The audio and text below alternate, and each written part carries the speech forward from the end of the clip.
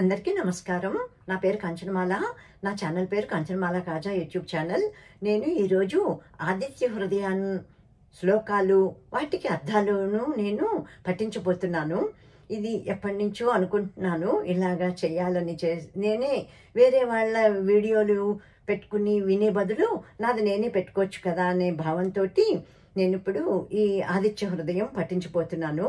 ఇది మాకు చిన్నప్పటి నుంచి కూడాను నాకు మా చెల్లెలు మా పెద్ద చెల్లెలకి కూడా వచ్చు, ఇంకా మా అన్నయ్యలకి, మా పెద్దన్నయ్యకి, రెండో అన్నయ్యకి కూడా వచ్చు. ఎందుకంటే నేను ఎప్పుడు చెప్తున్నాను కదా, నేను చిన్నప్పుడు గునుపూడి శ్రీ సోమేశ్వర స్వామి దేవస్థానం పక్కనే ఉన్న మా అమ్మమ్మ గారి ఇంట్లో పెరిగానని.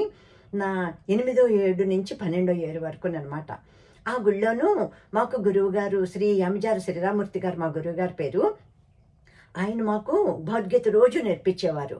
అప్పుడే ఆ టైంలోని ప్రతి ఆదివారం పొద్దున్న భగవద్గీత అయితే సాయంత్రం ఉండేది, ప్రతిరోజు సాయంత్రం. ఈ సూర్య నమస్కారాలు అయితే ప్రతి ఆదివారం పొద్దున్న ఉండేవి. ఏకంగా ఆసనాలతో సహా చేయించేవారు. అప్పుడు చదవటం కూడా అంత బాగా రాదు మాకు, ఆయనే చదివేవారు. చదువుతూను మా చేత ఏకంగా నేల మీద పడుకుని అన్నీ మొత్తం సూర్య నమస్కారాలన్నీ చేయించేవారు అనమాట. ఆ తర్వాత పెద్దదాన్ని అయ్యాకనే ఇంకా నాకు ఎక్కడ ఉందో ఎలా ఉందో ఏమో మరి. ఆ తర్వాత మేము మొగల్తూరులోనూ భగవద్గీత సమాజాన్ని నడపటం జరిగింది. నేను, మా చెల్లెలు, నా ఫ్రెండ్ రత్నమాల అని, భానుపూడి రత్నమాల అని. అప్పుడు ఏం జరిగిందంటే, రత్నమాల ముందు తనే మొదలుపెట్టింది. ఈ మా గురువుగారు చిన్నప్పుడు మేము నేర్చుకున్న భగవద్గీత ఆ తర్వాత 72లో రత్నమాల మొదలుపెట్టింది మొగల్తూరులో. నేను పుట్టింది చెప్పలేదు కదా, నేను పుట్టింది మొగల్తూరులోని. మా నేటివ్ ప్లేస్ మొగల్తూరు, పశ్చిమ గోదావరి జిల్లా, నరసాపురం తాలూకా మొగల్తూరు. అప్పుడు అక్కడ రత్నమాల మొదలుపెట్టింది ముందు. ఆ తర్వాత వస్తామంటే నేను అప్పుడే వచ్చాను అక్కడికి, ఊరు మొగల్తూరు. అప్పుడు నేను తనతో జాయిన్ అయ్యాను. ఇద్దరం కలిసి చెప్పేవాళ్ళం. ఆ తర్వాత మా పెద్ద చెల్లెలు రత్నమాల వెళ్ళిపోయింది, ముందే పెళ్ళైపోయింది. ఆ తర్వాత మా పెద్ద చెల్లెలు నేను కలిసి నాగమణి, మా పెద్ద చెల్లెల పేరు, చెప్పాము. అప్పుడేనమాట ఇంకా అక్క మనం చిన్నప్పుడు నేర్చుకున్నది మన గురువుగారు చెప్పింది ఇవాళ నుంచి మొదలు పెడదామా అని తనే అన్నట్టుంది. నాకు గుర్తులేదు, తనకి మరి బాగానే గుర్తున్నట్టుంది. అలా అనుకున్నాక ఇదంతా మాఘమాసంలో అనుకుంటా, 73 నా పెళ్లి ముందు అనమాట. మాఘమాసంలోనే అని గుర్తు, డేట్ కరెక్ట్గా గుర్తులేదు. ఫిబ్రవరిలోనో జనవరిలోనో, ఫిబ్రవరిలో కాదు ఇంకా ముందే, 72 చివరిలోనే అనుకుంటా మొదలుపెట్టాం. ఎందుకంటే ఫిబ్రవరిలో నా పెళ్ళి అయిపోయింది. పెళ్ళయ్యాక కూడా అక్కడే ఉన్నాను నేను. జూన్ 2న వచ్చాను నేను హైదరాబాదు. అంతా మొత్తం కరెక్ట్గా గుర్తులేదు కానీ అలా జరిగిందనమాట. అక్కడ కూడా మేము పిల్లల చేత చేయించేసాము ఈ సూర్య నమస్కారాలు. ఆసనాలు లేదు, ఆసనాలు ఏమీ గుర్తులేదు. అప్పటికప్పుడు నా డైరీ ఉంది ఇప్పుడు, మేము మొదలుపెట్టిన రోజు. ఇది సూర్య నమస్కారాలు మొగల్తూరు గుళ్ళోను భగవద్గీత సమాజం పిల్లలకి 20 మంది దాకా ఉండేవారు, 20-25 మధ్యలో ఉండేవారు. అట్లాగా అప్పుడు రాసేసామన్నమాట. అదంతా రాసుకున్నాం. ఇంటికి వచ్చి గబగబాను సూర్య నమస్కారాలు మొదలు పెట్టాలని డిసైడ్ చేసుకున్నాము. ఇదంతా జనవరి 1 నుంచి 73 సూర్య నమస్కారాలు మొదలు పెట్టాము. అటెండెన్స్, సూర్య నమస్కారాలు అదంతా కరెక్టో కాదోనో నా డైరీ తీస్తే ఇక్కడే ఉంది. డైరీ తీసి ఒకరోజు చదివి వినిపిస్తాను మీకు. ఇప్పుడైతే నేను ఇవాళ ఇది చదవాలని అనుకుని మొదలు పెడదామని అనుకుంటున్నాను. మధ్యలో నాకు ఇప్పుడు ఇదంతా గుర్తొస్తుందన్నమాట. గుర్తొచ్చి ఇదంతా చెప్తున్నాను. చాలా చాలా ఇంట్రెస్టింగ్ స్టోరీస్ అన్నీ నడిచినాయి అనమాట నా జీవితంలోనూ. ఇప్పుడు అదంతా ఇంకా ఆపేస్తాను. నేను మొదలు పెట్టాలనుకున్నది ఇది ఆదిత్య హృదయం. ఓం శ్రీ ఆదిత్యాయ నమః. తతో యుద్ధ పరిశ్రాంతం సమరే చింతయా స్థితం రావణం చాగ్రతో దృష్ట్వా యుద్ధాయ సముపస్థితం. ఇది ఆదిత్య హృదయంలో మొదటి శ్లోకం అన్నమాట. ఇది అగస్త్య మహర్షి శ్రీరామచంద్రమూర్తికి చెప్తారనమాట. శ్రీరామచంద్రమూర్తి రావణాసురుడితోటి యుద్ధం చేయటానికి ఎలాగ చేయగలను నేను అని అన్నట్టు గుర్తు ఇప్పుడు వస్తుంది అంతాను. నేను అనుకునేది ఇప్పుడు భావం కూడా చదువుతాను. ఇప్పుడు నేను చదివింది మొదటి శ్లోకం. రెండోది, దైవతశ్చ సమాగమ్య ద్రష్టుమభ్యాగతోరణం ఉపగమ్య బ్రవీద్రామం అగస్త్యో భగవాన్ ఋషి. అగస్త్య మహర్షి శ్రీరామచంద్రమూర్తికి చెప్పారు. ఇదిగో వచ్చింది అర్థము. రామరావణ యుద్ధమును చూచుటకు దేవతలతో కూడా వచ్చి ఉన్న అగస్త్యముని యుద్ధము చేయటం వలన అలసి ఉన్న రాముణ్ణి చూసి రావణుణ్ణి ఎలా వధించాలి అని విచారముతో కూడిన వాడైన రాముణ్ణి చూసి, ఎదుట ఉన్న రావణుణ్ణి చూసి యుద్ధమునకు సిద్ధపడిన రాముణ్ణి సమీపించి ఇట్లు పేర్కొన్నారట అగస్త్య మహర్షి. రామ రామ మహాబాహో శృణుగుహ్యం సనాతనం ఏన సర్వాన్నరిన్ వత్స సమరే విజయిష్యసి. రామ రామ మహాబాహో శృణుగుహ్యం సనాతనం ఏన సర్వాన్నరిన్ వత్స సమరే విజయిష్యసి. ఇది 3వ శ్లోకం. దీని ఆదిత్య హృదయం పుణ్యం సర్వశత్రు వినాశనం జయావహం జపే నిత్యం అక్షయం పరమం శివం. ఇది 4వ శ్లోకం ఆదిత్య హృదయంలోను. ఇప్పుడు అర్థాలు 2-3 శ్లోకాలకి కలిపి కూడా ఇస్తున్నారు. ఒక్కొక్క చోటేమో ఒక్కొక్క శ్లోకానికి ఇచ్చేశారు. ఇది నా 5. సర్వమంగళ మాంగళ్యం సర్వ పాప ప్రణాశనం చింతాశోక ప్రశమనం ఆయుర్వర్ధనముత్తమం. ఇది 5వ శ్లోకం. సర్వమంగళ మాంగళ్యం సర్వ పాప ప్రణాశనం. ఇప్పుడు అర్థం ఇస్తున్నారు. బాహువులు కలవో రామ, నీకొక సనాతనమైన రహస్యాన్ని చెప్పుచున్నాను, వినుము. ఈ రహస్యం వలన నీవు శత్రులందరినీ జయింపగలవు. ఇది అగస్త్య మహర్షి చెప్తున్నారు రాముల వారితోటి. ఆదిత్య హృదయమున స్తోత్రం కలదు, అది పావనమైనది, సకల శత్రు నాశకమైనది, జయమును కలిగించున్నది, అక్షయ ఫలములను ఇచ్చున్నది, సర్వమంగళప్రదమైనది ఈ ఆదిత్య హృదయము.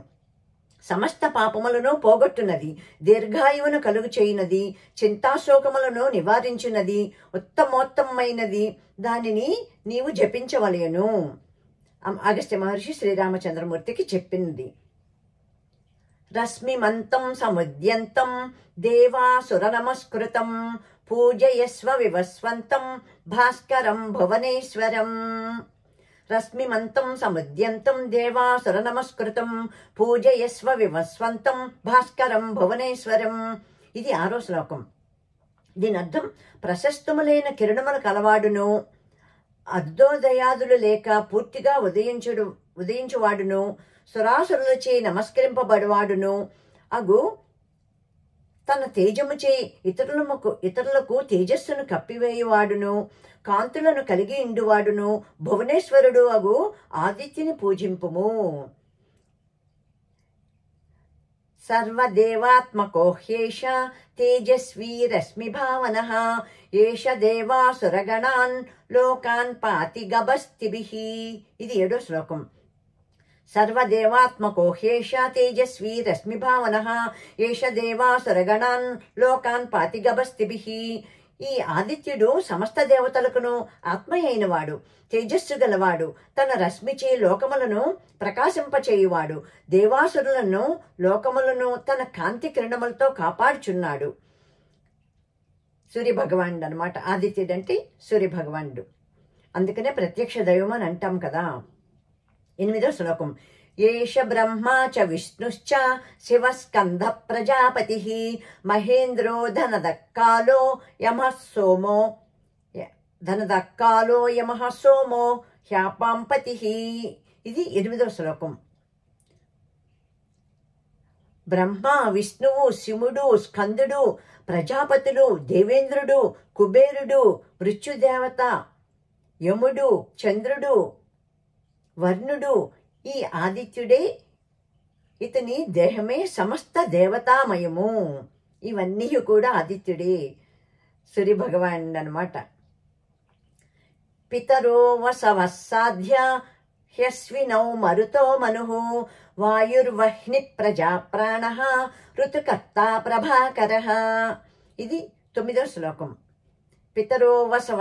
పితరో వసవస్సాధ్య హ్యస్వినౌ మరుతో మనుః. ఈ శ్లోకం యొక్క అర్థం, పితృదేవతలు, పశువులు, సాధ్యులు, అశ్విని దేవతలు, మరుత్తులు, మనువు, వాయువు, అగ్ని ఈ ఆదిత్యుడే. ప్రజలకు ప్రాణభూతమైన వాడు ఈ ఆదిత్యుడే. వసంతాది ఋతువులకు కారణమైన వాడు కూడా ఈ ఆదిత్యుడే, అంటే సూర్యభగవానుడే ఇన్నిటికీ కారణం. ఆదిత్య సవితా సూర్య ఖగఃపూషా గభస్తిమాన్ సువర్ణ సదృశో భానుః హిరణ్యరేతా దివాకరః. ఆదిత్య సవితా సూర్య ఖగఃపూషా గభస్తిమాన్ సువర్ణ సదృశో భానుః హిరణ్యరేతా దివాకరః. 9వ శ్లోకం ఇది. దీని అర్థం ఆదిత్యుడు లోక ప్రేరేపకుడు, జనులను కర్మములందు ప్రోత్సహించువాడు, ఆకాశ విహారి, వర్షం మూలమున జగత్తును పోషించువాడు, శ్రేష్టమైన కిరణములు కలవాడు, బంగారు వంటి తేజస్సు కలవాడు, పగటిని కలిగించువాడు, ప్రకాశించువాడు, అన్నీయూ ఆ సూర్యభగవానుడే. మనకి ఎంతటి మహత్తరమైన అర్థం ఉందో. అందుకనే ఆదిత్య హృదయం చదవమంటారు. హరిదస్వ సహస్రార్చిః సప్త సప్తిర్మరీచిమాన్ తిమిరోన్మదన శంభుః త్వష్టామాత్తాండకోం సుమాన్. ఇది 11వ శ్లోకం. సూర్యభగవానుడు ప్రత్యక్ష దైవం అని చెప్పారు. ఎందుకంటే విటమిన్ డి వస్తుంది, అందుకనే చదవమంటారనమాట బయటకెళ్ళి.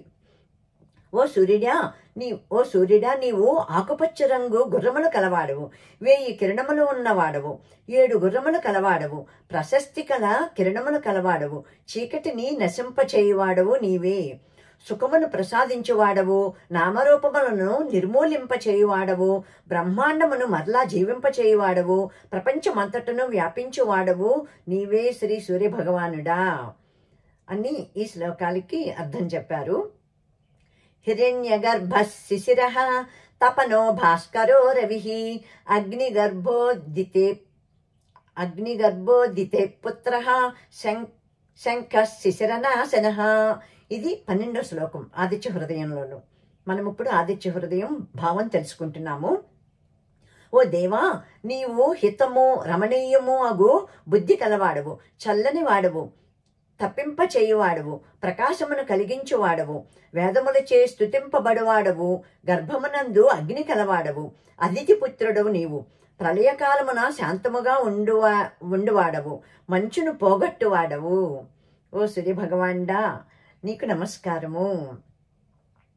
వ్యోమనాదస్తమో భేది ఋగ్యజుస్సామపారగః ఘనావృష్టిరపాం మిత్రో వింధ్యవీధి ప్లవంగమః. ఇది 13వ శ్లోకం. దీనికి అర్థం చెప్తున్నారు. ఇప్పటికి 13 శ్లోకాలు అయినాయి. ఓ దేవా, నీవు ఆకాశనాథుడవు, చీకటిని పోగొట్టువాడవు, ఋగ్య సామవేదసారం పరంధరుడవు, అధికమైన వర్షమును కురిపించువాడవు, జలమునకు మిత్రుడవు, ఆకాశ మార్గమున శీఘ్రగమనమున పయనించువాడవు.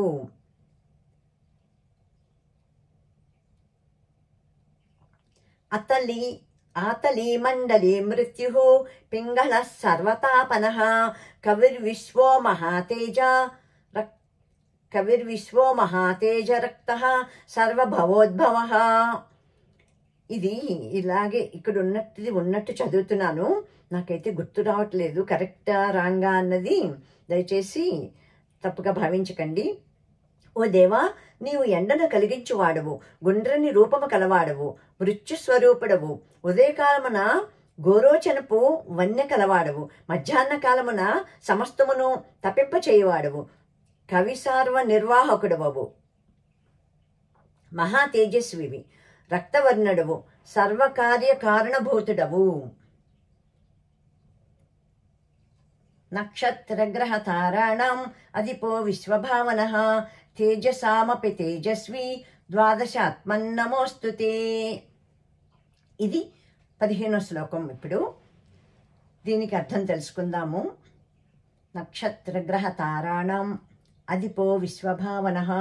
ఓ దేవా, నీవు అశ్విని మొదలైన నక్షత్రముల గ్రహముల తారల నాయకుడవు, విశ్వస్థితి కారకుడవు, తేజస్సులన్నింటికీ తేజస్సునిచ్చివాడవు, ఇంద్రుడు, దాత, భృగువు, భూషుడు, మిత్రుడు, ఆర్యముడు, అర్చిస్సు, వివస్వంతుడు, త్వస్త, సవిత, విష్ణువు అను 12 మూర్తులు గలవాడవు. నమః పూర్వాయ గిరయే పశ్చిమాయాద్రయే నమః జ్యోతిర్గణానాం పతయే దినాధిపతయే నమః. ఇది 16వ శ్లోకం.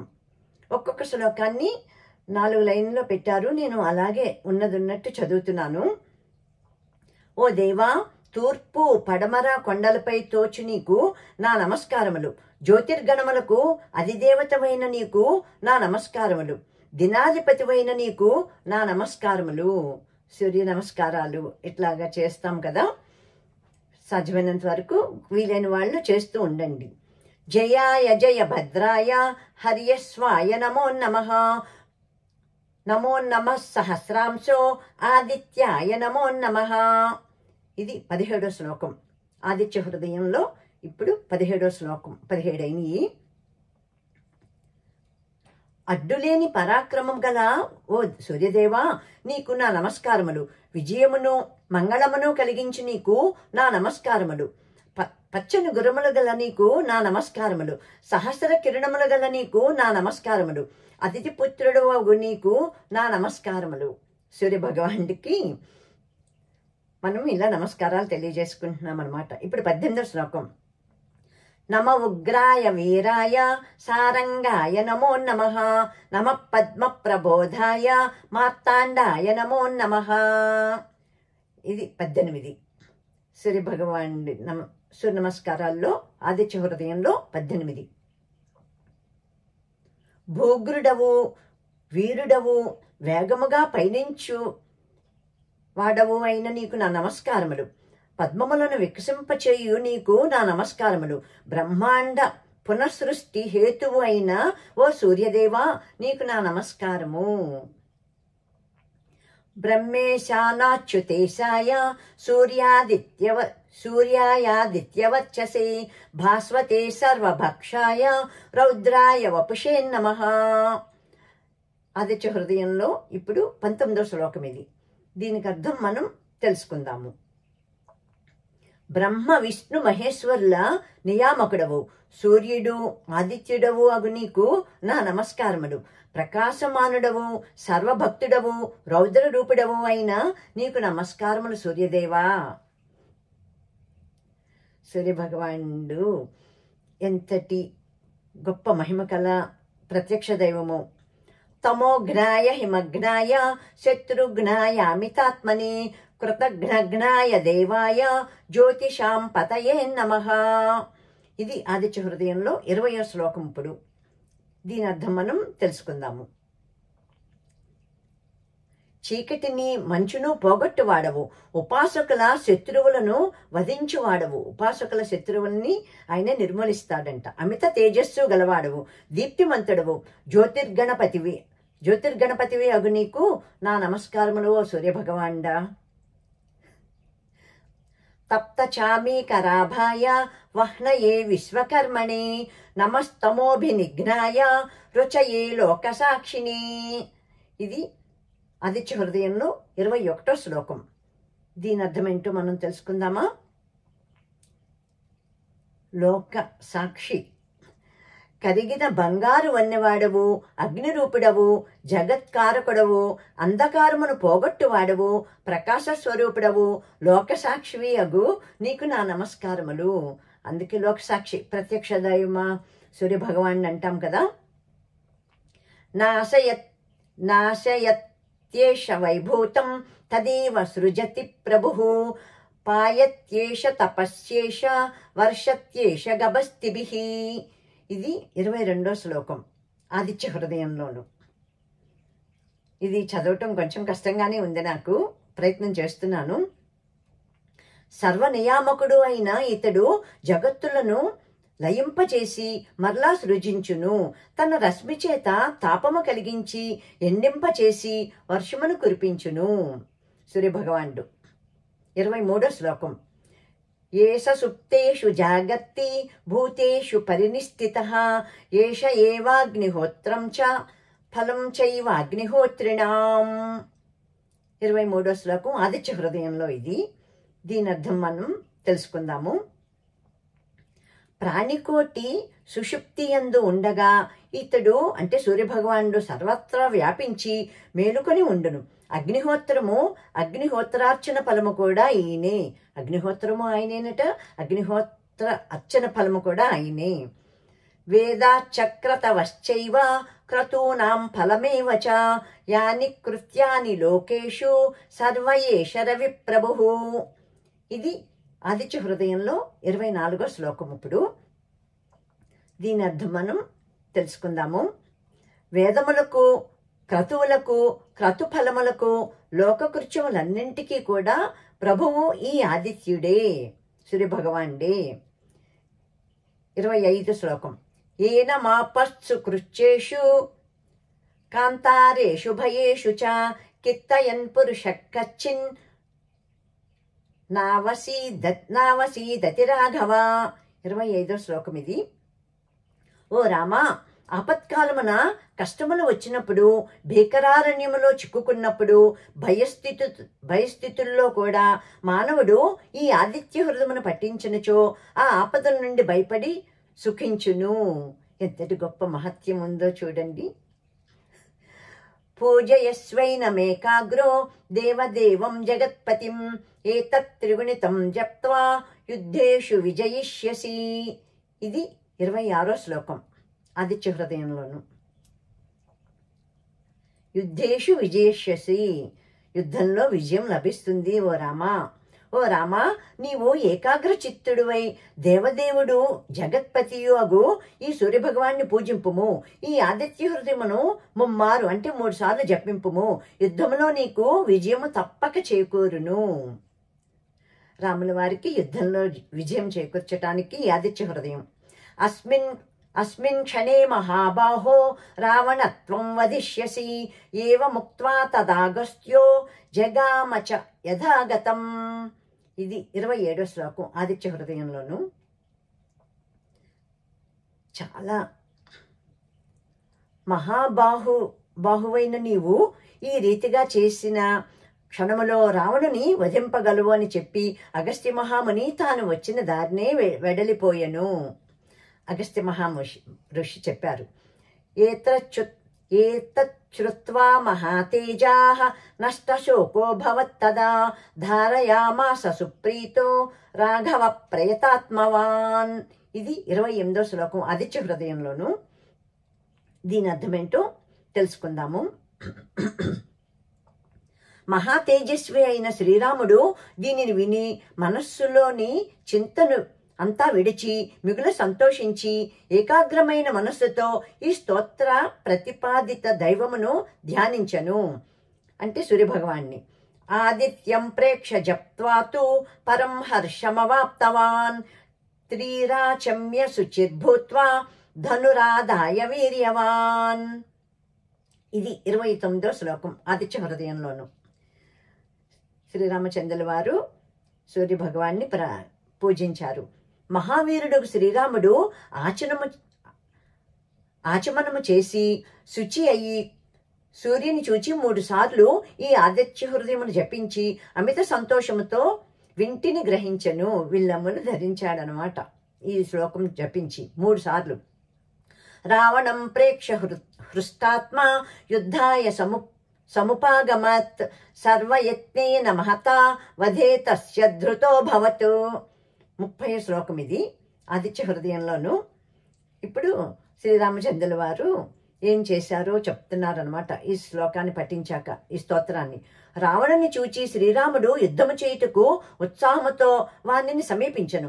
ఆ రావణుని చంపుటకు దృఢనిశ్చయుడయ్యను. శ్రీరామచంద్ర ప్రభు అధ రవిరవదన్ నిరీక్ష్య రామం ముదితమనాః పరమం ప్రహ్యుష్యమాణః నిశిచరపతి సంక్షయం విదిత్వా సురగణ మధ్యగతో వచస్త్వరేతి. ఇది 31వ శ్లోకం. నేను పెట్టుకుని వింటున్నాను కానీ పాఠం ఈ మధ్యన ఎక్కడా జరగలేదు. ఇట్లు శ్రీరాముడు దేవదేవుని ధ్యానింపగా సూర్యుడు మిక్కిలి సంతసించను. దేవతా సమూహం అంతయును తన్ను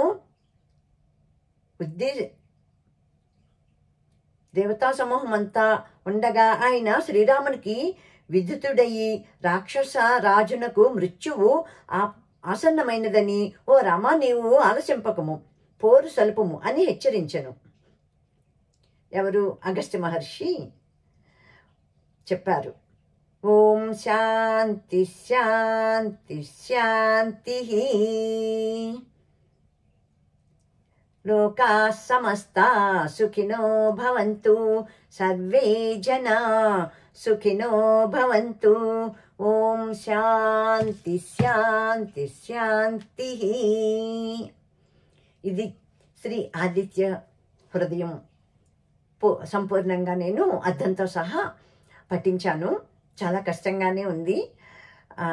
తప్పులు వస్తే కనుక అవి ఆ సూర్య భగవానుడు నన్ను క్షమించుగాక క్షమించుగాక క్షమించుగాక.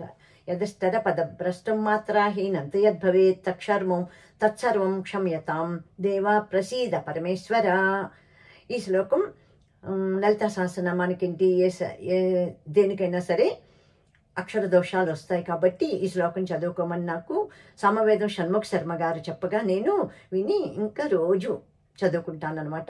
ఏ అష్టకమైనా దేనిదైనా అయిపోతే తెలిసి తెలియక మనం అపరాధాలు అంటే తప్పులు చదువుతాం కదా, నోరు తిరక్క ఎంత వచ్చినా మర్చిపోయి. అందుకని అట్లాగని మానేయమని ఎవరూ చెప్పలేదు, నోరు తిరగదని ఇట్లాగా తప్పులు రాకూడదు అని ముందే మనం కోరుకోవాలి శక్తినిమ్మని. వస్తాయి కాబట్టి ఇలాగా లాస్ట్లో చదువుకోమని చెప్పారనమాట. Thank you. సూర్యభగవానుడు మనందరికీ కూడాను ఆరోగ్య ప్రదాత అయ్యి కాపాడాలని నేను మనస్ఫూర్తిగా ఆ సూర్యభగవాన్ని ప్రార్థిస్తున్నాను.